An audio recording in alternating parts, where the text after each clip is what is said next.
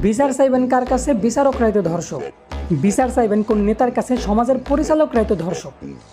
যদি এমনটাই না হইতো তাহলে প্রতিটা গ্রামে একটা করে মেম্বার আছে, প্রতিটা ওয়ার্ডে একটা করে চেয়ারম্যান আছে, প্রতিটা উপজেলায় একটা করে এমপি আছে। তো মেম্বার যদি তার গ্রাম রে, আর একটা চেয়ারম্যান যদি তার ওয়ার্ড রে, আর একটা এমপি যদি তার উপজেলারে সুরক্ষিত রাখার চেষ্টা করতো, তাহলে আজ বাবাহারা মেয়ের ধর্ষণের বিচার চাওয়ার জন্য মায়ের দুই হাত তুইলা কান্না করতে হইতো না।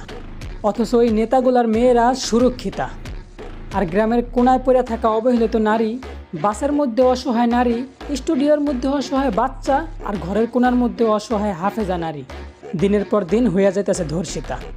এই দেশে ধর্ষকের পক্ষে কথা বলা উকিলদের কথাগুলা প্রশাসন খুব ভালোভাবেই মাইনা নেয়। অথচ অসহায় মেয়েগুলার ধর্ষণের বিচার চাওয়ার জন্য বাবা মা কিন্তু প্রশাসনের কাছেই ছুটতে যায়। হায় রে কপাল পোড়া বাংলাদেশ, নিজেদের দোষেই নিজেদের দেশটারে আমরা করতাছি শেষ।